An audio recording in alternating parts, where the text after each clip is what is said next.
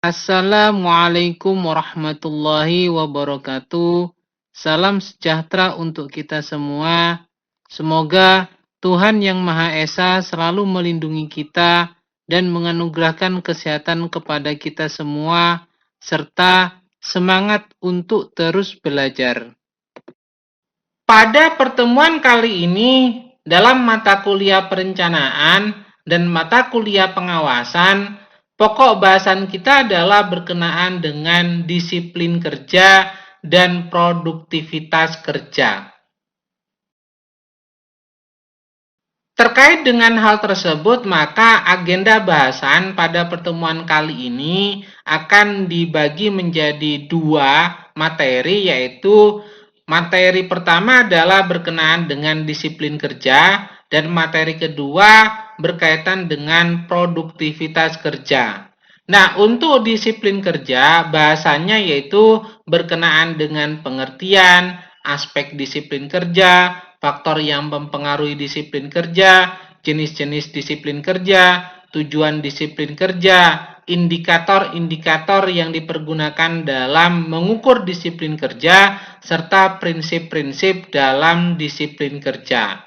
Sedangkan materi dalam produktivitas kerja ini akan membahas mengenai pengertian, faktor yang mempengaruhi produktivitas kerja, serta pengukuran produktivitas kerja. Untuk bahasan pertama adalah berkenaan dengan disiplin kerja. Sebagaimana kita ketahui bahwa disiplin ini merupakan suatu sikap atau perilaku seorang karyawan dalam suatu organisasi atau instansi untuk selalu taat, menghargai, dan menghormati segala peraturan dan norma yang telah ditentukan oleh organisasi tersebut agar tujuan organisasi atau instansi tersebut itu dapat tercapai. Selain itu, disiplin juga dimaknai sebagai suatu kondisi yang tercipta dan terbentuk melalui proses dari serangkaian perilaku yang menunjukkan nilai-nilai ketaatan, kepatuhan, kesetiaan, keteraturan, dan atau ketertiban. Selain itu, disiplin ini juga merupakan alat yang digunakan oleh para manajer untuk berkomunikasi dengan karyawannya agar mereka bersedia untuk mengubah suatu perilaku sebagai upaya peningkatan kesadaran dan kesediaan seseorang dalam mentaati semua peraturan dan norma organisasi yang berlaku. Terkait dengan hal tersebut tentunya ada pendisiplinan dan juga ada kesadaran, di mana pendisiplinan ini merupakan suatu sikap, tingkah laku, dan peraturan yang sesuai dengan peraturan perusahaan, baik yang tertulis ataupun tidak tertulis. Sehingga dari pendisiplinan tersebut diharapkan adanya kesadaran, di mana kesadaran ini merupakan sikap yang dilakukan seseorang secara sukarela dalam mentaati semua peraturan dan sadar akan tugas dan tanggung jawabnya. Jadi karyawan tersebut itu akan mematuhi atau mengerjakan semua tugasnya dengan baik, bukan dilakukan atas paksaan. Sehingga tentunya dengan kesadaran tersebut memunculkan sikap kesediaan, bukan paksaan. Dan kesediaan ini merupakan sikap atau tingkah laku dan perbuatan seseorang yang sesuai dengan peraturan perusahaan, baik yang tertulis maupun yang tidak tertulis. Berdasarkan pada uraian tersebut, maka kita dapat menyimpulkan bahwa disiplin kerja ini merupakan suatu alat yang digunakan para manajer untuk berkomunikasi dengan karyawan agar karyawan bersedia untuk mengubah suatu perilaku serta sebagai suatu upaya untuk meningkatkan kesadaran dan kesediaan seseorang dalam menaati semua peraturan perusahaan dan norma-norma sosial yang berlaku. Selain itu, disiplin kerja ini juga dapat dimaknai sebagai kesadaran dan kesediaan karyawan dalam menaati semua peraturan organisasi, norma-norma sosial yang berlaku, dan kemampuan kerja seseorang untuk secara teratur, tekun secara terus-menerus, dan bekerja sesuai dengan aturan-aturan yang berlaku dan tidak melanggar aturan yang sudah ditetapkan. Sehingga dalam hal ini, disiplin kerja yang baik merupakan harapan pimpinan organisasi guna mencapai tujuan perusahaan, di mana disiplin kerja tentunya berfungsi sebagai pedoman pokok bagi karyawan dalam melaksanakan tugasnya. Ada beberapa aspek terkait dengan disiplin kerja, diantaranya yaitu yang pertama adalah kehadiran, di mana seseorang dijadwalkan untuk bekerja harus hadir tepat pada waktunya tanpa alasan apapun. Aspek lainnya yaitu berkaitan dengan waktu kerja, di mana waktu kerja ini merupakan jangka waktu saat pekerja yang bersangkutan ini harus hadir untuk memulai pekerjaan, waktu istirahat, dan akhir pekerjaan. Mencetak jam kerja pada kartu hadir merupakan sumber data untuk mengetahui tingkat disiplin waktu kerja dari karyawan tersebut. Aspek berikutnya adalah berkaitan dengan kepatuhan terhadap perintah, di mana kepatuhan tersebut merupakan jika seseorang melakukan apa yang dikatakan kepadanya, terutama perintah dari atasannya. Dan aspek berikutnya adalah berkaitan dengan kepatuhan terhadap aturan yang merupakan serangkaian aturan yang dimiliki oleh perusahaan, di mana merupakan tuntutan bagi karyawan agar patuh sehingga dapat membentuk perilaku yang memenuhi standar perusahaan. Aspek lainnya dalam disiplin kerja adalah berkaitan dengan produktivitas kerja, di mana produktivitas kerja ini yaitu menghasilkan lebih banyak dan berkualitas lebih baik dengan usaha yang sama. Dan yang terakhir dalam aspek disiplin kerja adalah pemakaian seragam yang merupakan sikap karyawan terutama dalam lingkungan organisasi untuk menerima seragam kerja setiap 2 tahun sekali.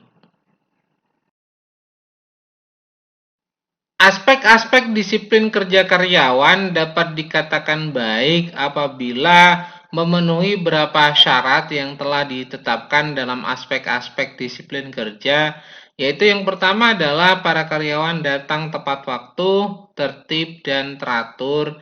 Dengan datang ke kantor secara tertib, tepat waktu, dan teratur, maka disiplin kerja dapat dikatakan baik. Selain itu, diminta untuk berpakaian rapi, karena berpakaian rapi ini merupakan salah satu faktor yang mempengaruhi disiplin kerja karyawan, karena dengan berpakaian rapi, suatu kerja akan terasa nyaman dan rasa percaya diri dalam bekerja akan tinggi. Nah, syarat berikutnya yaitu mampu memanfaatkan dan menggerakkan perlengkapan secara baik, di mana dalam hal ini sikap hati-hati dapat menunjukkan bahwa seseorang memiliki disiplin kerja yang baik, karena apabila dalam menggunakan perlengkapan kantor tidak secara hati-hati, maka akan terjadi kerusakan yang dapat mengakibatkan terjadinya kerugian. Syarat berikutnya untuk dinyatakan bahwa disiplin kerja ini dikatakan baik adalah menghasilkan pekerjaan yang memuaskan. Sehingga apapun output dari pekerjaan tersebut itu dapat memberikan kepuasan terhadap perusahaan. Selain itu juga berkaitan dengan mengikuti cara kerja yang ditentukan oleh perusahaan, yaitu dengan mengikuti cara kerja yang ditentukan oleh organisasi perusahaan, maka dapat menunjukkan bahwa karyawan tersebut memiliki disiplin kerja yang baik. Juga menunjukkan kepatuhan terhadap karyawan terhadap organisasinya. Nah, aspek yang terakhir atau syarat yang terakhir terkait dengan disiplin karyawan dikatakan baik adalah memiliki tanggung jawab yang tinggi, di mana tanggung jawab ini tentunya sangat berpengaruh terhadap disiplin kerja, dengan adanya tanggung jawab terhadap tugasnya, maka ini menunjukkan disiplin kerja karyawan sangat tinggi. Ada beberapa sikap disiplin yang perlu dikelola dalam pekerjaan, yaitu yang pertama adalah disiplin terhadap waktu, yang kedua disiplin terhadap target, yang ketiga disiplin terhadap kualitas, yang keempat disiplin terhadap prioritas kerja, dan yang kelima disiplin terhadap prosedur. Nah, terkait dengan disiplin terhadap waktu, ini tentunya kita diminta untuk hadir bekerja tepat pada waktu sesuai dengan yang telah ditentukan. Sedangkan disiplin terhadap target tentunya bagaimana kita mencapai target yang telah ditetapkan oleh perusahaan dengan menunjukkan kinerja yang baik. Sedangkan disiplin terhadap kualitas tentunya diharapkan hasil pekerjaan kita ini berkualitas sehingga dapat bertanggung jawab terhadap apa yang telah diperintahkan oleh perusahaan. Sedangkan disiplin terhadap prioritas kerja ini tentunya kita diminta untuk menjaga skala prioritas, di mana dalam pekerjaan tentunya ada beberapa pekerjaan yang beriringan sehingga kita harus disiplin terhadap prioritas kerja yang harus didahulukan terlebih dahulu. Sedangkan untuk disiplin terhadap prosedur, ini merupakan ketaatan atau kedisiplinan dari karyawan untuk menjalankan pekerjaan sesuai dengan prosedur yang telah ditetapkan.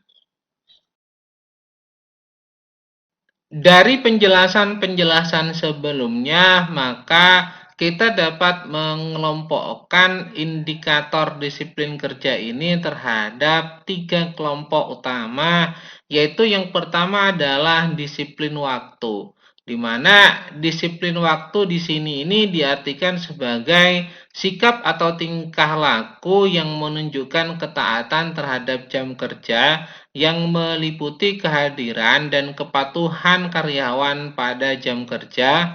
Karyawan melaksanakan tugas dengan tepat waktu dan benar.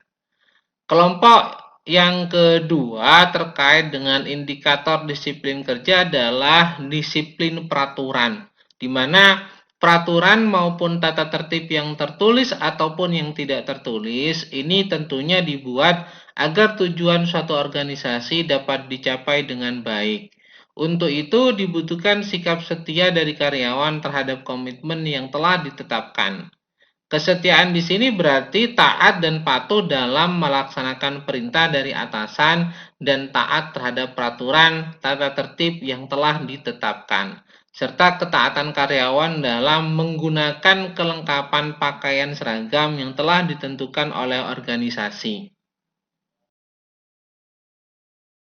Kelompok yang ketiga terkait dengan indikator disiplin kerja adalah disiplin tanggung jawab, di mana ini merupakan salah satu wujud dari tanggung jawab karyawan, yaitu dengan penggunaan dan pemeliharaan peralatan yang sebaik-baiknya sehingga dapat menunjang kegiatan operasional kerja dapat berjalan dengan lancar, serta adanya kesanggupan dalam menghadapi pekerjaan yang tentunya ini menjadi tanggung jawabnya sebagai seorang karyawan.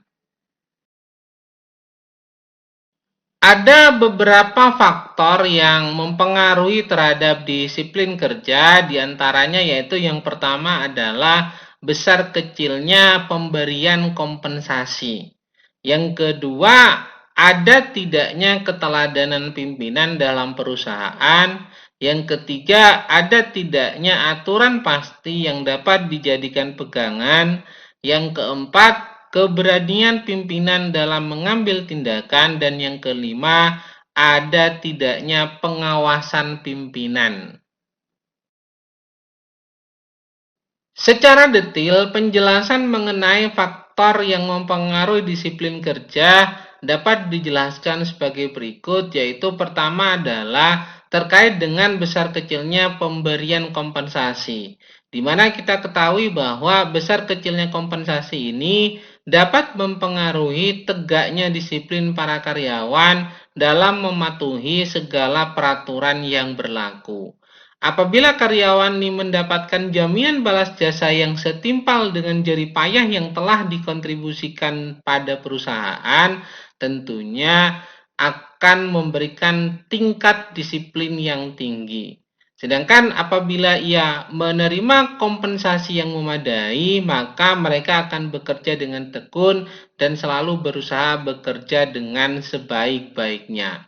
Akan tetapi, apabila ia atau karyawan tersebut itu tidak mendapatkan kompensasi yang memadai, maka tentunya karyawan tersebut itu akan berpikir ulang dan berusaha mencari tambahan penghasilan lain di luar, sehingga hal tersebut itu akan menyebabkan karyawan tersebut sering minta izin untuk keluar.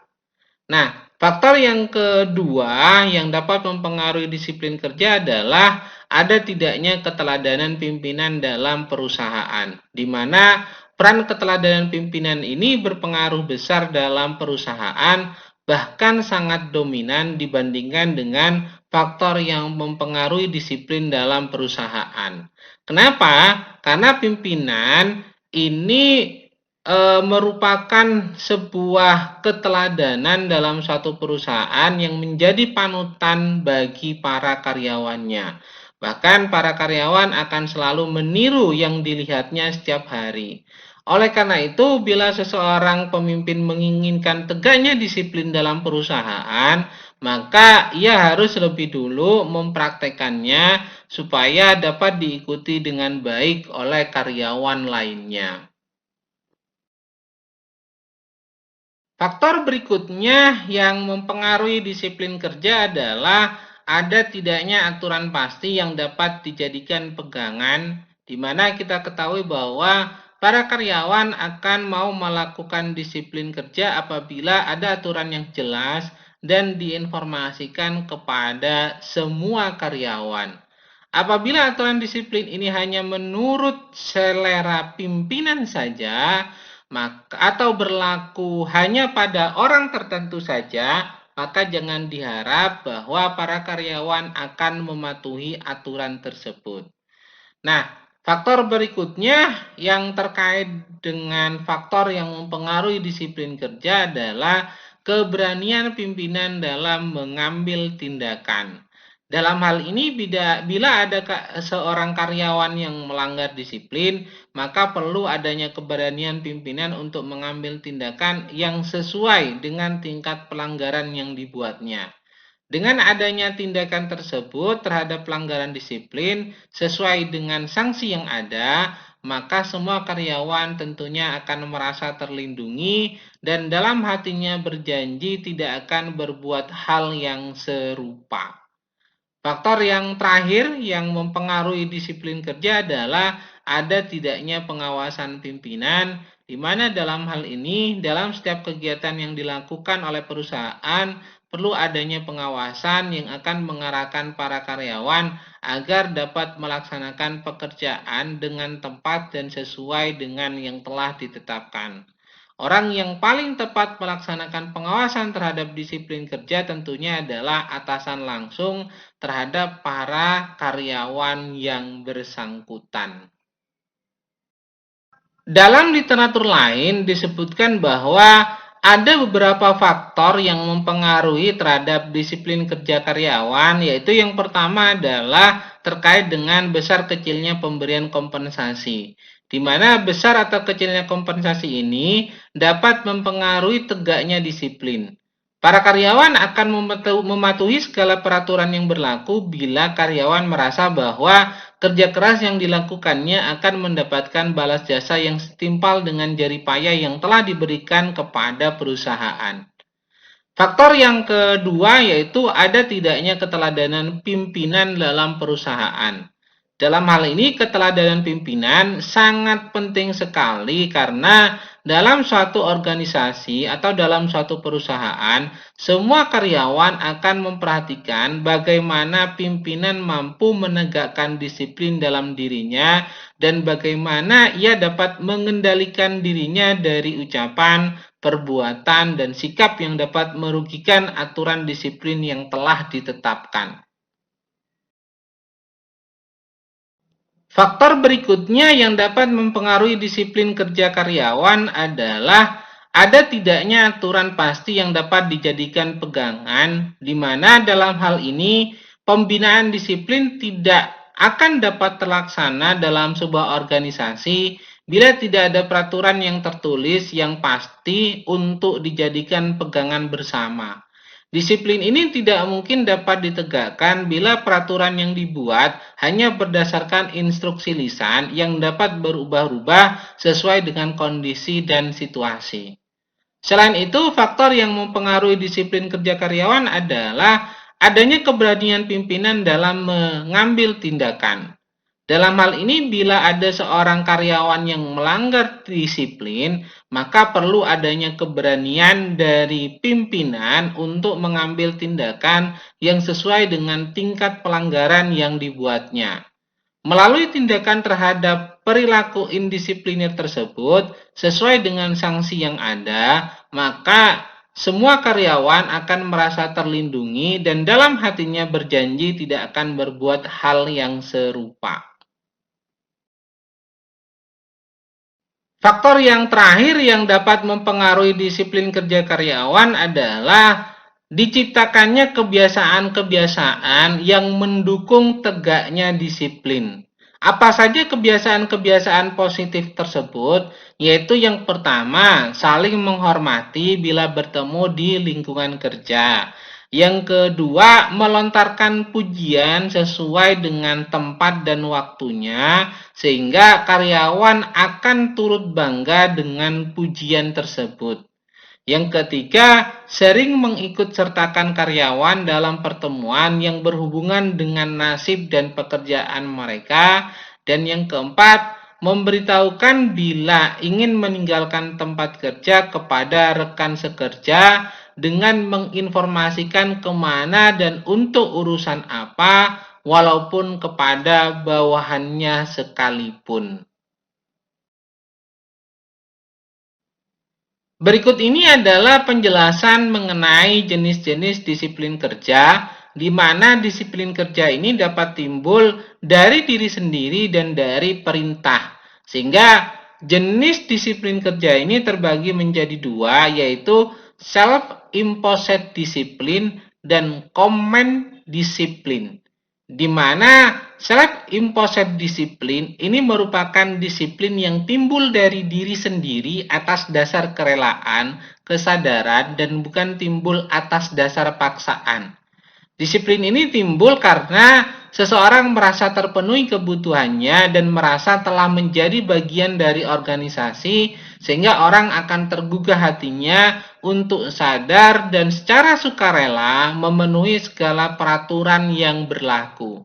Sedangkan command disiplin ini merupakan disiplin yang timbul karena adanya paksaan, perintah, dan hukuman, serta kekuasaan. Jadi disiplin ini bukan timbul karena perasaan ikhlas dan kesadaran, akan tetapi timbul karena adanya paksaan atau ancaman dari orang lain. Dalam setiap organisasi atau perusahaan, yang diinginkan adalah sebenarnya jenis disiplin yang timbul dari diri sendiri atau atas dasar kerelaan dan kesadaran. Akan tetapi dalam kenyataannya disiplin itu lebih banyak disebabkan oleh adanya paksaan dari luar. Untuk dapat menjaga agar disiplin tetap terpelihara, maka organisasi dan perusahaan itu perlu melaksanakan pendisiplinan. Adapun kegiatan-kegiatan pendisiplinan tersebut itu terbagi menjadi tiga, yaitu yang pertama adalah disiplin preventif, di mana disiplin preventif ini merupakan disiplin pencegahan agar terhindar dari pelanggaran peraturan organisasi yang ditunjukkan untuk mendorong karyawan agar disiplin diri dan mentaati dan mengikuti berbagai standar dan peraturan yang telah ditetapkan. Pendisiplinan berikutnya yang kedua adalah disiplin korektif, di mana Disiplin korektif ini merupakan disiplin yang dimaksudkan untuk menangani pelanggaran terhadap aturan-aturan yang berlaku dan memperbaikinya untuk masa yang akan datang dan mematuhi peraturan sesuai dengan pedoman yang berlaku dalam perusahaan. Kegiatan pendisiplinan berikutnya yang ketiga adalah disiplin progresif, di mana disiplin progresif ini merupakan pemberian hukuman yang lebih berat terhadap pelanggaran yang berulang. Sehingga kita dapat memahami bahwa ada mekanisme dalam kegiatan pendisiplinan ini di mana terbagi menjadi tiga, yaitu disiplin preventif, disiplin korektif, dan disiplin progresif.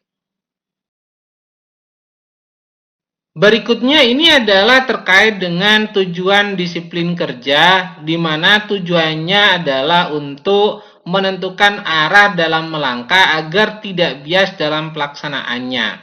Selain itu, tujuannya juga berguna agar ketika melaksanakannya jelas pada titik tertentu yang akan kita sebut dengan target perusahaan atau target organisasi. Nah, ada beberapa tujuan dalam disiplin kerja. Yang pertama yaitu tingginya rasa kepedulian karyawan terhadap pencapaian tujuan perusahaan. Yang kedua, tingginya semangat dan gairah kerja serta inisiatif dari karyawan untuk melaksanakan pekerjaan. Yang ketiga, besarnya rasa tanggung jawab pada karyawan untuk melaksanakan tugas dengan sebaik-baiknya. Yang keempat, berkembangnya rasa memiliki dan rasa solidaritas yang tinggi di kalangan karyawan. Dan yang kelima adalah tenaga kerja menghasilkan produktivitas yang tinggi sesuai dengan harapan perusahaan, baik dalam jangka pendek maupun dalam waktu jangka panjang. Sedangkan terkait dengan indikator disiplin kerja, ini sebenarnya terbagi menjadi 4 indikator dalam disiplin kerja. Namun sebelum membahas pada 4 indikator disiplin kerja tersebut, kita harus memahami apa itu indikator disiplin kerja. Indikator disiplin kerja ini merupakan standar untuk mengetahui keinginan perusahaan dalam penerapan pendisiplinan karyawan untuk menyelaraskan tujuan perusahaan dengan karyawan, menumbuhkan rasa tanggung jawab dan kepatuhan karyawan untuk perusahaan. Nah, terkait dengan indikator disiplin kerja, ini terbagi menjadi 4, yaitu yang pertama adalah taat terhadap aturan waktu, di mana ini dapat dilihat dari jumlah masuk kerja, jam pulang, dan jam istirahat yang tepat waktu sesuai dengan aturan yang berlaku di perusahaan. Yang kedua, terkait dengan indikator disiplin kerja adalah taat terhadap aturan perusahaan, di mana dalam hal ini peraturan dasar tentang cara berpakaian dan tingkah laku dalam pekerjaan ini harus ditaati. Nah, indikator berikutnya yang ketiga dalam disiplin kerja adalah taat terhadap aturan perilaku dalam pekerjaan. Hal ini ditunjukkan dengan cara-cara melakukan pekerjaan-pekerjaan sesuai dengan jabatan, tugas, dan tanggung jawabnya, serta cara berhubungan dengan unit kerja lainnya. Dan indikator yang keempat yaitu terkait dengan taat terhadap peraturan lainnya yang berada di perusahaan. Dalam hal ini, aturan tentang apa yang boleh dan tidak boleh dilakukan oleh para karyawan dalam perusahaan. Dalam literatur lain disebutkan bahwa indikator disiplin kerja ini terbagi menjadi 5 kelompok, yaitu yang pertama adalah kehadiran, di mana kehadiran ini merupakan indikator utama yang mengukur tingkat kedisiplinan, dan pada umumnya disiplin kerja yang rendah pada karyawan ini tercermin dari kebebasan karyawan yang suka terlambat dalam bekerja. Yang kedua, ketaatan pada peraturan kerja, di mana hal ini merupakan bentuk kepatuhan dari karyawan terhadap peraturan kerja dan selalu mematuhi prosedur yang berlaku di perusahaan. Indikator yang ketiga yaitu ketaatan pada standar kerja, yaitu seberapa besar tanggung jawab seorang pegawai atau seorang karyawan dalam melaksanakan tugas yang diberikan. Indikator yang keempat yaitu berkenaan dengan tingkat kewaspadaan tinggi karyawan yang merupakan sikap teliti dan berhati-hati dalam bekerja untuk tujuan efektif dan efisien. Dan yang kelima yaitu indikatornya adalah berupa etika bekerja yang merupakan bentuk dari tindakan indisipliner dan disiplin kerja karyawan. Dalam literatur lain disebutkan bahwa terkait dengan indikator disiplin kerja ini, pada dasarnya banyak indikator yang dapat mempengaruhi tingkat kedisiplinan karyawan suatu organisasi, di mana diantaranya yang pertama adalah tujuan dan kemampuan. Tujuan yang akan dicapai ini tentunya harus jelas dan ditetapkan secara ideal serta cukup menantang bagi kemampuan karyawan. Hal ini berarti bahwa tujuan atau pekerjaan yang dibebankan kepada karyawan harus sesuai dengan kemampuan karyawan bersangkutan agar dia dapat bekerja secara sungguh-sungguh dan disiplin dalam mengerjakannya. Dan yang kedua yaitu terkait dengan teladan pimpinan, di mana dalam hal ini teladan pimpinan sangat berperan dalam menentukan kedisiplinan karyawan. Karena pimpinan dijadikan teladan dan panutan oleh para bawahannya. Dengan teladan pimpinan yang baik, kedisiplinan bawahan pun juga akan ikut baik. Jika teladan pimpinan kurang baik atau kurang berdisiplin, maka para bawahan pun akan kurang disiplin. Indikator berikutnya yang dapat mempengaruhi tingkat kedisiplinan karyawan dalam suatu organisasi adalah terkait dengan balas jasa, di mana balas jasa ini tentunya ikut mempengaruhi kedisiplinan karyawan karena balas jasa akan memberikan kepuasan dan kecintaan karyawan terhadap perusahaan. Jika kecintaan karyawan ini semakin baik terhadap pekerjaan, maka kedisiplinan karyawan ini tentunya akan semakin baik pula. Dan berikutnya terkait dengan indikator yang mempengaruhi tingkat kedisiplinan karyawan adalah terkait dengan keadilan, di mana keadilan yang dijadikan dasar kebijaksanaan dalam pemberian balas jasa atau pengakuan ataupun hukuman ini akan merangsang terciptanya kedisiplinan karyawan yang lebih baik. Indikator berikutnya yang mempengaruhi terhadap tingkat kedisiplinan karyawan dalam suatu organisasi adalah pengawasan melekat, di mana pengawasan melekat ini merupakan tindakan yang nyata dan paling efektif dalam mewujudkan kedisiplinan karyawan perusahaan. Dengan pengawasan yang melekat berarti atasan harus aktif dan langsung mengawasi perilaku, moral, sikap, gairah kerja, dan prestasi kerja bawahannya. Indikator berikutnya yang dapat mempengaruhi kedisiplinan karyawan adalah berkenaan dengan sanksi hukuman, di mana sanksi hukuman ini berperan penting dalam memelihara kedisiplinan karyawan. Dengan sanksi hukuman yang semakin berat, karyawan akan semakin takut untuk melanggar peraturan-peraturan perusahaan. Sikap dan perilaku interdisipliner karyawan tentunya akan berkurang dengan adanya sanksi hukuman tersebut. Indikator berikutnya yang dapat mempengaruhi tingkat kedisiplinan karyawan dalam suatu organisasi adalah berkenaan dengan ketegasan, di mana ketegasan pimpinan menegur dan menghukum setiap karyawan yang interdisipliner ini akan mewujudkan kedisiplinan yang baik pada perusahaan tersebut. Dan yang terakhir, terkait dengan indikator yang dapat mempengaruhi tingkat kedisiplinan adalah hubungan kemanusiaan, di mana terciptanya human relationship yang serasi tentunya akan mewujudkan lingkungan dan suasana kerja yang nyaman. Hal ini akan menjadi motivasi kedisiplinan yang baik pada perusahaan. Jadi, kedisiplinan karyawan tentunya akan tercipta apabila hubungan kemanusiaan dalam organisasi ini dapat berjalan dengan baik. Untuk dapat mengkondisikan karyawan perusahaan agar senantiasa bersikap disiplin, maka terdapat beberapa prinsip pendisiplinan yang dapat dilakukan, yaitu yang pertama adalah pendisiplinan dilakukan secara pribadi, yang kedua pendisiplinan harus bersifat membangun, yang ketiga pendisiplinan haruslah dilakukan oleh atasan langsung dengan segera, dan yang keempat, keadilan dalam pendisiplinan ini sangat diperlukan. Dan yang kelima, pimpinan hendaknya tidak seharusnya memberikan pendisiplinan pada waktu bawahan sedang absen. Dan yang keenam, setelah dilakukan pendisiplinan, sikap dari pimpinan haruslah wajar kembali.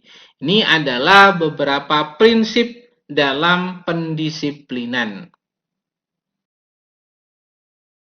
Pembahasan berikutnya dalam pertemuan kali ini adalah berkaitan dengan produktivitas kerja.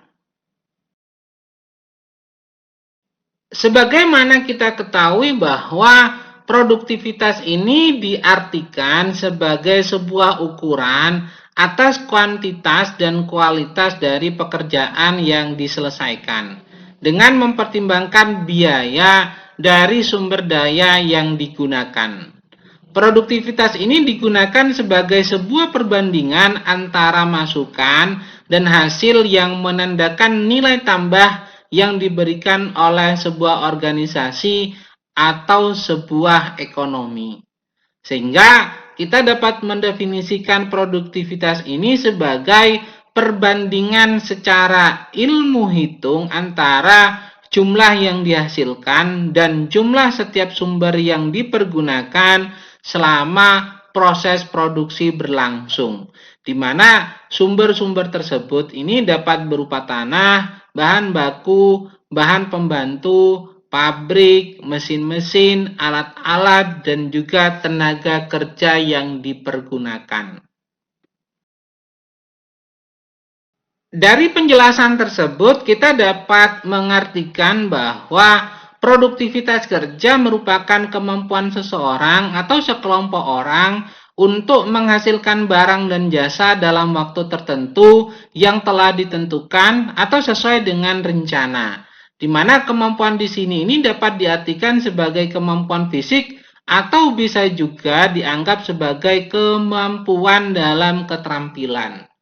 Selain itu, produktivitas kerja ini juga dapat dimaknai sebagai kemampuan dalam menghasilkan barang dan jasa dari berbagai sumber daya atau faktor produksi yang digunakan dengan membandingkan hasil yang diperoleh dengan waktu yang telah ditentukan dengan adanya peran serta tenaga kerja atau karyawan. Produktivitas kerja ini dapat dikelompokkan menjadi 3, yaitu yang pertama adalah rumusan tradisional bagi keseluruhan produktivitas, tidak lain adalah rasio daripada apa yang dihasilkan, yaitu output terhadap keseluruhan peralatan produksi yang dipergunakan. Artinya, ini merupakan rasio antara output dengan inputnya. Yang kedua yaitu produktivitas pada dasarnya merupakan suatu sikap mental yang selalu memiliki pandangan bahwa mutu kehidupan hari ini harus lebih baik dari kehidupan hari kemarin dan hari esok harus lebih baik daripada hari ini. Itu dimaksud dengan produktivitas.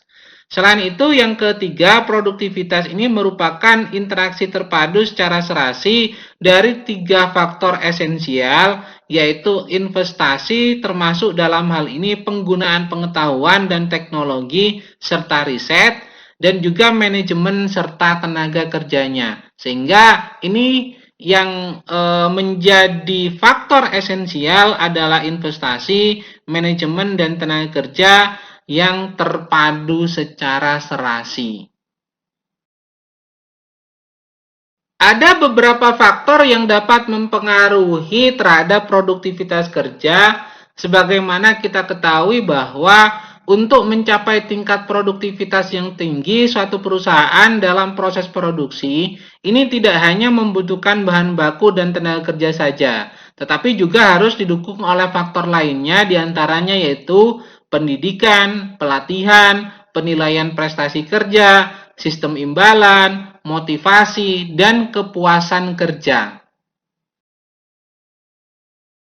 Selain itu, dalam literatur lain disebutkan bahwa ada beberapa faktor-faktor yang mempengaruhi produktivitas kerja, diantaranya yaitu pendidikan, keterampilan, disiplin, motivasi, sikap dan etika kerja, gizi dan kesehatan, tingkat penghasilan, jaminan lingkungan dan iklim kerja, hubungan industrial, teknologi, sarana produksi, serta manajemen dan kemampuan dalam berprestasi.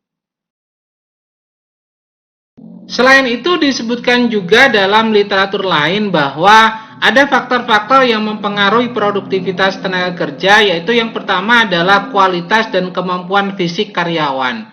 Di mana dalam hal ini kualitas dan kemampuan fisik karyawan dipengaruhi juga oleh tingkat pendidikan, pelatihan, motivasi kerja, mental, dan kemampuan fisik karyawan yang bersangkutan.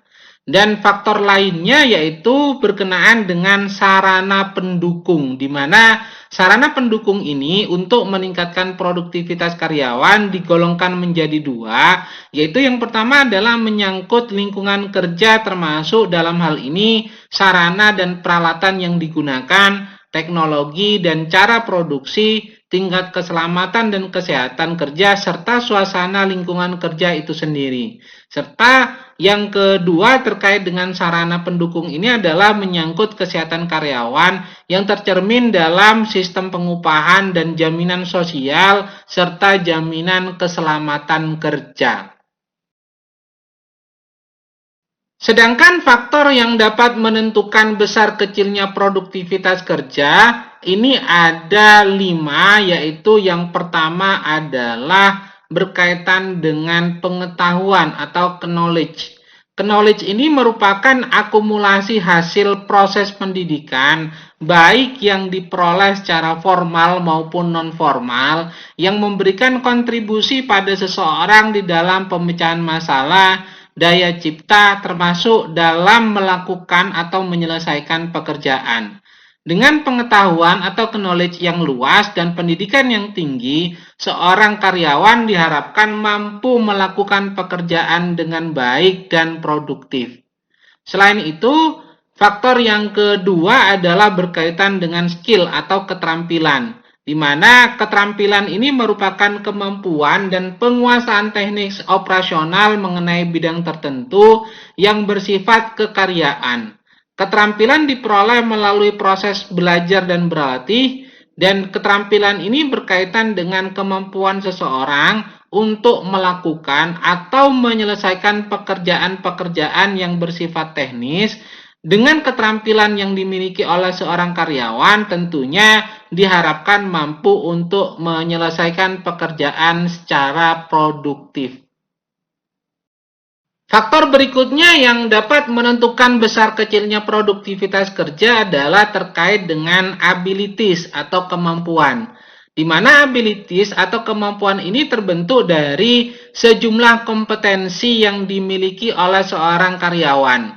Konsep ini tentunya jauh lebih luas karena dapat mencakup sejumlah kompetensi. Pengetahuan dan keterampilan termasuk faktor pembentuk kemampuan dalam hal ini. Sehingga dengan demikian, apabila seseorang memiliki pengetahuan dan keterampilan yang tinggi, tentunya diharapkan memiliki ability atau kemampuan yang tinggi pula. Faktor berikutnya yang keempat adalah terkait dengan attitude, di mana attitude ini merupakan suatu kebiasaan yang berpolakan. Jika kebiasaan yang terpolakan tersebut memiliki implikasi positif dalam hubungannya dengan perilaku kerja seseorang, maka tentunya akan menguntungkan bagi perusahaan. Artinya, apabila kebiasaan-kebiasaan karyawan itu baik, maka hal tersebut dapat menjamin perilaku kerja yang baik pula. Dapat dicontohkan dalam hal ini yaitu seorang karyawan memiliki kebiasaan tepat waktu, disiplin, simpel, maka tentunya perilaku kerjanya juga akan baik. Apabila diberi tanggung jawab tentunya akan menepati aturan dan kesepakatan. Faktor yang terakhir yang dapat menentukan besar kecilnya produktivitas adalah berkenaan dengan behavior atau kebiasaan, di mana dalam hal ini perilaku manusia tentunya ditentukan oleh kebiasaan-kebiasaan yang telah tertanam dalam diri karyawan, sehingga dalam hal ini dapat mendukung kerja yang efektif atau sebaliknya. Dengan kondisi karyawan tersebut tentunya produktivitas dapat dipastikan akan dapat terwujud bila kebiasaan-kebiasaan dari karyawan tersebut merupakan kebiasaan-kebiasaan positif yang dapat mendukung tercapainya tujuan perusahaan. Dalam literatur lain disebutkan bahwa kemampuan manajemen dalam menggunakan sumber-sumber maksimal dan menciptakan sistem kerja yang optimal tentunya akan menentukan tinggi rendahnya produktivitas kerja dari karyawan. Nah, produktivitas ini dapat mencapai hasil yang maksimal apabila ketiga faktornya dapat terpenuhi dan dapat dilaksanakan. Apa saja ketiga faktor tersebut? Yang pertama adalah berkaitan dengan produktivitas yang dikaitkan dengan waktu. Dalam hal ini berhubungan dengan penetapan jadwal pekerjaan menurut persentase waktu yang digunakan. Misalnya, kapan seseorang harus memulai dan berhenti bekerja, kapan harus memulai kerja kembali, dan kapan pula akan berakhir dan sebagainya. Dengan adanya penjadwalan waktu yang baik, kemungkinan terjadinya pemborosan baik SDM maupun SDA akan dapat terhindari. Faktor yang kedua tentunya berkaitan dengan produktivitas yang dikaitkan dengan sumber daya insan atau sumber daya manusia. Untuk melihat keterkaitan produktivitas dengan sumber daya manusia ini, maka pimpinan perusahaan bisa melihat dari segi teknis semata. Dengan kata lain, meningkatkan produktivitas kerja juga dapat menyangkut kondisi, iklim, dan suasana kerja yang baik pula. Faktor yang ketiga yaitu terkait dengan produktivitas yang dikaitkan dengan sarana dan prasarana kerja. Di mana untuk dapat tercapainya produktivitas kerja, ini tidak terlepas dari faktor sarana serta prasarana yang ada dalam perusahaan tersebut. Untuk dapat dimanfaatkan secara optimal sehingga tidak terjadi lagi yang namanya pemborosan dalam bentuk apapun. Selain itu, dimungkinkan bahwa sarana dan prasarana yang tersedia ini memiliki nilai dan masa pakai yang setinggi mungkin sehingga dapat dimanfaatkan untuk menunjang produktivitas kerja. Selain itu, ada faktor-faktor yang mempengaruhi produktivitas kerja karyawan, diantaranya adalah motivasi, kepuasan kerja, tingkat stres, kondisi fisik karyawan, sistem kompensasi, desain pekerjaan, dan aspek-aspek ekonomis, teknis, serta perilaku lainnya. Sedangkan ada juga faktor-faktor yang dapat menyebabkan turunnya produktivitas kerja, yaitu berkaitan dengan menurunnya presensi, meningkatnya perpindahan tenaga kerja atau labor turnover-nya, dan yang ketiga adalah meningkatnya kerusakan, dan yang keempat adalah timbulnya kegelisahan, tuntutan, dan pemogokan. Bila kita jabarkan secara detail terkait dengan faktor-faktor yang menyebabkan turunnya produktivitas kerja ini, yang pertama adalah terkait dengan menurunnya presensi, di mana menurunnya tingkat presensi ini tanpa diketahui sebelumnya oleh pimpinan perusahaan, tentunya dapat mengganggu pelaksanaan program kerja. Apabila sejumlah karyawan terlihat dalam mata rantai kerja ini tidak hadir, maka pekerjaan selanjutnya ini tidak akan dapat berlangsung. Jika demikian, maka perusahaan akan menanggung kerugian yang sesungguhnya dapat dihindarkan dengan mencegah terjadinya penurunan presensi tersebut. Faktor yang kedua yang dapat menyebabkan turunnya produktivitas kerja adalah meningkatnya labor turnover atau perpindahan tenaga kerja. Di mana apabila karyawan tidak memperoleh kepuasan sebagaimana yang diharapkan, maka akan menunjukkan langkah awal dari keinginan karyawan yang bersangkutan untuk pindah ke perusahaan lain yang diharapkan dapat memberikan fasilitas yang lebih baik. Di mana hal ini tentunya akan mengakibatkan kerugian bagi perusahaan. Faktor berikutnya yang dapat menyebabkan turunnya produktivitas kerja adalah terkait dengan meningkatnya kerusakan. Dalam hal ini apabila karyawan menunjukkan keengganan untuk melengkapi pekerjaan karena adanya suatu ketimpangan antara harapan dan kenyataan, maka ketelitian dan rasa tanggung jawab terhadap hasil kerja tentunya cenderung menurun. Salah satu akibatnya tentunya adalah sering terjadi kesalahan dalam melakukan pekerjaan yang akhirnya akan menyebabkan kerusakan yang melebihi batas normal. Dan faktor yang terakhir yang menyebabkan turunnya produktivitas kerja adalah timbulnya kegelisahan, tuntutan, dan pemogokan. Sebagaimana kita ketahui bahwa kondisi utama karyawan yang semakin penting dan menentukan tingkat produktivitas karyawan ini adalah terkait dengan masalah pendidikan, motivasi, semangat, disiplin, keterampilan, sikap dan etika kerja, gizi dan kesehatan karyawan, tingkat penghasilan, lingkungan dan iklim kerja, teknologi, sarana produksi, manajemen, kesempatan berprestasi, dan jaminan sosial. Nah, ini semuanya menjadi sebuah harapan dan tuntutan karyawan, sehingga dengan harapan agar karyawan semakin bergairah, tentunya akan semangat dalam bekerjanya dan meningkatkan produktivitas kerjanya. Bahasan terakhir dalam produktivitas kerja adalah berkaitan dengan pengukuran produktivitas kerja, di mana faktor-faktor yang digunakan dalam pengukuran produktivitas kerja ini terkait dengan kuantitas kerja, kualitas kerja, dan ketepatan waktu. Nah, berkenaan dengan kuantitas kerja, ini merupakan suatu hasil yang dicapai oleh karyawan dalam jumlah tertentu dengan perbandingan standar yang ada atau ditetapkan oleh perusahaan. Sedangkan kualitas kerja merupakan suatu standar hasil yang berkaitan dengan mutu dari suatu produk yang dihasilkan oleh karyawan.